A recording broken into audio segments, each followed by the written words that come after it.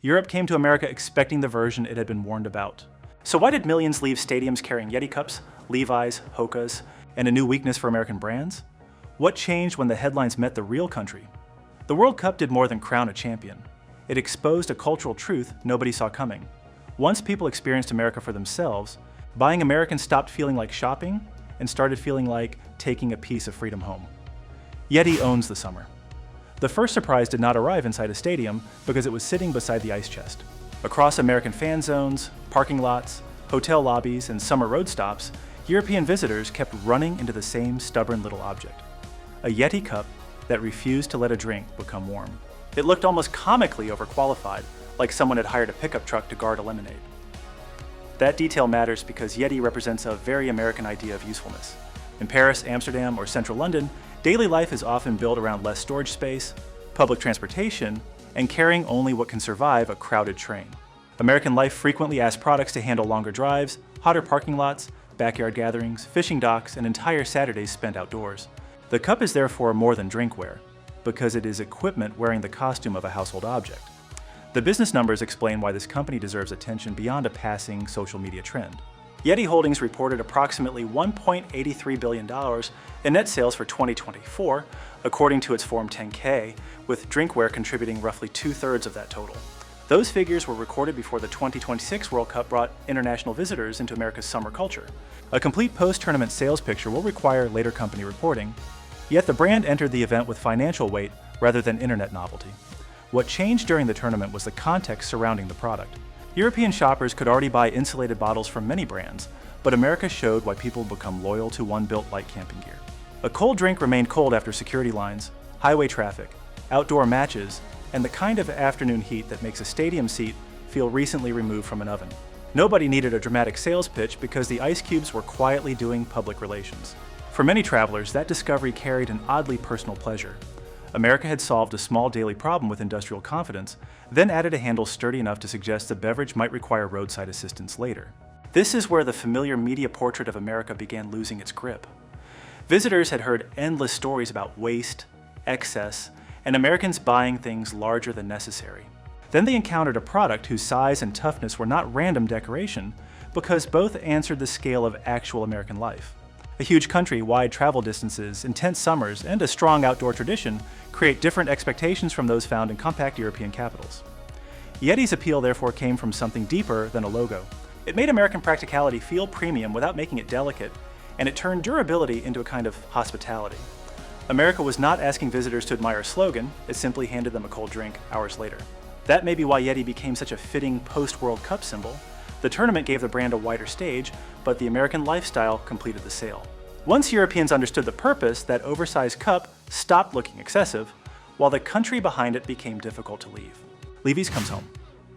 The next American company did not win people over with insulation, advanced technology, or a giant marketing trick. It did something far more dangerous to European skepticism. It made a familiar object feel original again. Levi's had been hanging in wardrobes from Madrid to Munich for decades, yet wearing the brand in America changes the meaning of that little red label. In Europe, denim often passes through the language of fashion first. Milan sharpens it, Paris edits it, and Stockholm strips it down until every seam appears to have attended design school. In the United States, jeans still belong to ordinary life. They appear at county fairs, construction sites, college campuses, roadside diners, outdoor concerts, and Sunday afternoons when nobody has planned anything beyond finding decent barbecue. Founded in San Francisco in 1853, the company has spent more than a century turning workwear into a democratic American uniform. That history helps explain the addictive quality of Levi's. The product never asked the wearer to perform sophistication or dress as though a photographer might appear behind the grocery store cereal aisle. It offers something more relaxing: permission to look ready without looking rehearsed. After World Cup travel, crowded stations, long stadium walks, sudden weather changes, and luggage that somehow becomes heavier every morning, that promise begins to feel almost luxurious. Levi Strauss & Co. reported approximately $6, $36 billion in net revenue for fiscal 2024, according to its annual report. Its direct-to-consumer operation accounted for close to half of company revenue, showing that customers increasingly wanted the full Levi's experience without a department store standing between them and the product. Those figures came before the 2026 tournament, so they do not prove a post-World Cup sales surge. They do show that Levi's entered this cultural moment with genuine global strength and a retail network capable of turning fresh enthusiasm into actual purchases. The deeper attraction comes from American authenticity, something European visitors often understand more clearly after arriving. International coverage can make the United States appear staged, commercial, and permanently occupied with selling an image of itself. Then visitors see ordinary Americans wearing the same blue jeans while grilling in Kansas City, riding the subway in New York, or heading toward a match in Dallas. Suddenly, the image is no longer being advertised from above, it is being lived at street level. That is where Levi's becomes more than clothing. It turns American informality into something travelers can carry home. A pair of jeans takes very little suitcase space, yet it can preserve the feeling of a country where people dress casually, speak openly, and move through the day without asking permission to be comfortable. In London, a polished outfit may quietly communicate effort. In Rome, cut and proportion can become their own social language. In America, dependable denim often says something wonderfully simpler. The day may become interesting, and you are already dressed for whatever happens next. Perhaps that is why Levi's gained fresh meaning during the World Cup. European fans did not simply encounter another famous logo, they finally saw the environment that made the product logical. Once that connection forms, the jeans stop feeling like imported American fashion, while America itself begins to feel unexpectedly familiar. Costco converts Europe. When World Cup crowds wandered beyond the stadium districts and into American suburbs, a shopping cart the size of a studio apartment revealed one of America's strangest talents. This country can turn buying toilet paper into a family adventure. Costco fascinates European visitors because it takes an ordinary chore and gives it the scale of a county fair. In central Paris, a quick stop at Carrefour City may involve a handbasket, tonight's dinner, and enough refrigerator space to fit everything without negotiation. Amsterdam follows a similar rhythm around compact Albert Heijn stores, where frequent smaller trips make sense in dense neighborhoods built for bicycles and narrow kitchens. Costco begins with a completely different assumption. It expects a car, a pantry, a freezer, several hungry relatives, and at least one uncle who believes 12 muffins count as emergency preparedness. That contrast reveals the company's real attraction. Costco does not merely sell more food at once, it sells relief from having to think about the same purchase again next Tuesday. A 48-pack of bottled water, a tray of croissants, or enough paper towels to survive a minor historical event gives customers something modern life rarely offers. One decision that remains solved for weeks. The numbers show how powerfully Americans respond to that promise. Costco reported approximately $249.6 billion in net sales for fiscal 2024, while membership fees reached roughly $4.83 billion. Its renewal rate stood at 9% in the United States and Canada, according to the company's annual report. That figure matters because people do not renew a paid shopping membership out of politeness. They return because the system keeps proving its value, quietly and repeatedly, like a neighbor who owns every tool and never makes the situation awkward. This is where the familiar European image of America as careless excess begins to fall apart. Costco's scale can look theatrical at first, especially when a package of cheese appears capable of applying for its own zip code. Yet the logic underneath is disciplined. Larger households, longer driving distances, suburban storage, backyard gatherings, youth sports, church events, and weekend cookouts create a demand pattern that simply does not resemble apartment life near Berlin's Alexanderplatz. The size is not random, it supports a social life built around sharing. Even the famous samples reveal something unusually American. A warehouse that could easily feel cold and industrial becomes friendly because employees hand out tiny bites while strangers compare opinions beside a freezer aisle. Nobody planned to discuss spinach dip with 3 retirees from Ohio, but America has a way of making commerce behave like a neighborhood conversation. That is the addictive part of Costco. The membership card begins as a financial calculation, then slowly becomes a badge of participation in American abundance. World Cup visitors may arrive expecting wastefulness after years of dramatic headlines, only to discover organization, consistency, generous return policies, and prices designed to reward loyalty rather than impress people for 5 minutes. By the time they leave, the giant cart no longer looks ridiculous. It looks like freedom with 4 wheels, 1 squeaky corner, and enough snacks to make the flight home feel entirely premature. Hoka wins the walk. At some point during a World Cup week, the fashionable shoe loses the argument. It usually happens after the 3rd airport terminal, the 2nd security line, and a stadium approach long enough to qualify as a separate hiking trail. By then, nobody cares whether the sneaker looks elegant beside a cafe table in Milan. The only serious question is whether the feet inside it are still willing to cooperate. That is where Hoka becomes dangerously convincing. The brand's thick soles can look exaggerated to first-time buyers, almost as though a regular running shoe swallowed a small mattress and decided to keep it. Yet that unusual shape reflects a very American attitude toward comfort. If a problem can be reduced through better engineering, there is no prize for suffering politely. This idea feels especially fresh to visitors from cities where footwear often carries social meaning. In Paris, slim leather sneakers can move easily from the metro to dinner. In Milan, the shape of a shoe may receive nearly as much attention as the person wearing it. In London, commuters regularly combine polished clothing with the quiet endurance required by endless station corridors. Those habits make perfect sense in their setting, but the American World Cup experience asks something different from the body. A match day may include a hotel elevator, a rideshare pickup point, a sprawling fan zone, a stadium campus, several concrete ramps, and a return journey completed beside thousands of people moving at the speed of refrigerated syrup. Comfort stops being a private preference and becomes basic equipment. Hoka's growth shows that this preference is hardly limited to tourists. Decker's brands reported about $4. $29 billion in total revenue for fiscal 2024, with Hoka contributing approximately $181 billion. The brand's revenue rose by roughly 28% from the previous fiscal year, according to Decker's annual filing. Those figures predate the 2026 World Cup, so they cannot prove a tournament-driven sales jump, but they reveal a company already benefiting from America's growing devotion to serious comfort. The reason Hoka becomes habit-forming is not complicated. The cushioning removes a small amount of punishment from every step, and those savings accumulate across an entire day.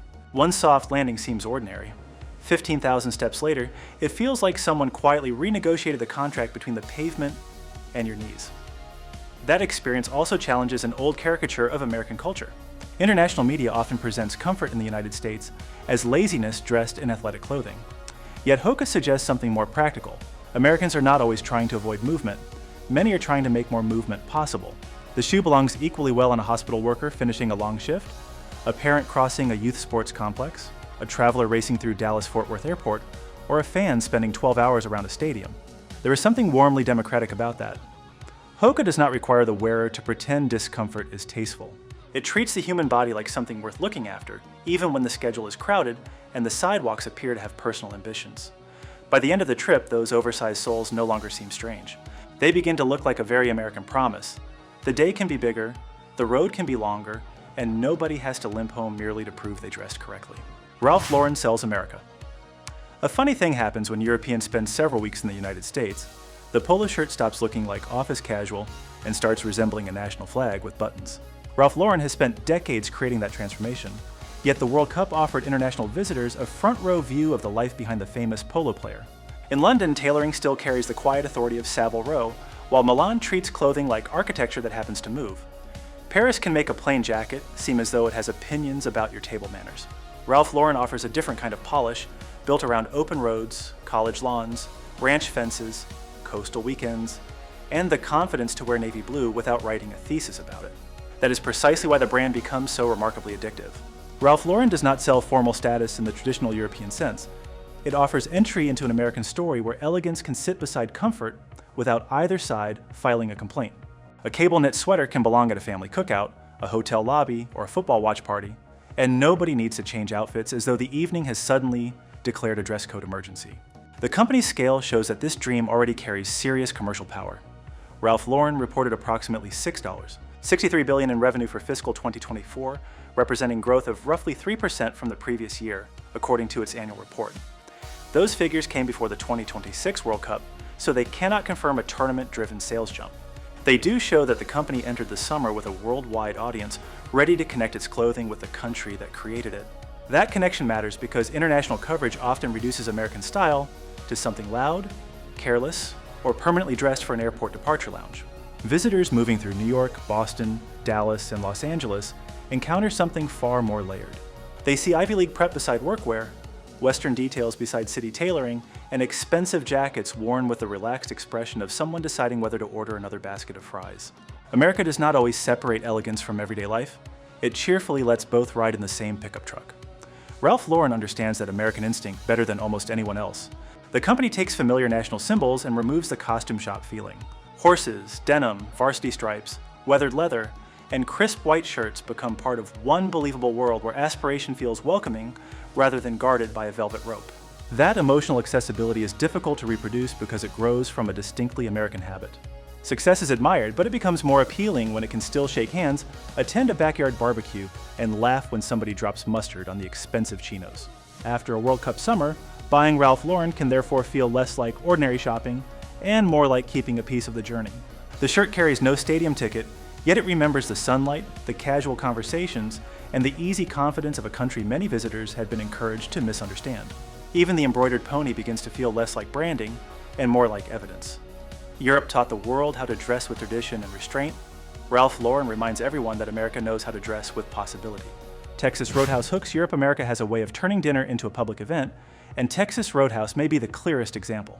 The music is lively, the servers move with the pace of people who have somewhere to be, and the warm rolls arrive before anyone has finished deciding what they want. For many European visitors, that first basket feels less like bread service and more like the restaurant has already decided to adopt the table. The real attraction is not simply the steak, because Europe has no shortage of excellent beef. The addictive part is the feeling of being welcomed. While in Paris, a neighborhood bistro often respects the guest by allowing the meal to unfold without interruption. In Copenhagen, service tends to be calm, precise, and understated. Texas Roadhouse works from another cultural instinct. Hospitality should be visible, energetic, and generous enough that nobody has to wonder whether the staff noticed them.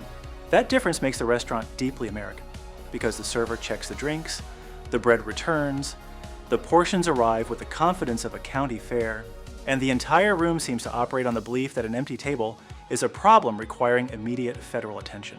Nothing about the experience is shy, yet the warmth rarely feels ceremonial, because it is delivered with jokes, speed, and the easy friendliness Americans often use to make strangers comfortable. The numbers suggest that customers keep returning for that feeling. Texas Roadhouse reported about $5. $37 billion in revenue for 2024, according to the company's annual report, while comparable restaurant sales at company locations increased by roughly 8.4%.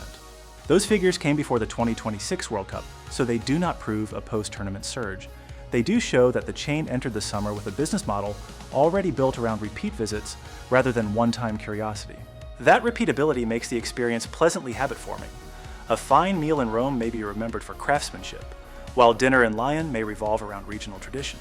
Texas Roadhouse creates loyalty through emotional reliability because guests know the rolls will be warm, the portions generous, and the atmosphere will forgive them for arriving tired, underdressed, or hungry enough to consider the menu a personal challenge. This is also where a familiar media portrait of America begins to look incomplete. The country is often described abroad through conflict, cost, or excess, yet a busy American restaurant reveals another national habit. People work hard to make ordinary customers feel celebrated. The generosity is not hidden behind formality, and the welcome does not require perfect manners, expensive clothes, or knowledge of local etiquette. After several weeks in the United States, that kind of service can become difficult to leave behind. Texas Roadhouse is not merely selling dinner, it is selling the pleasant suspicion that America is glad you showed up. Once that feeling follows visitors home, the restaurant's strongest product may no longer be steak at all because it has become the memory of being treated like the evening mattered. Buc-ee's wins highways.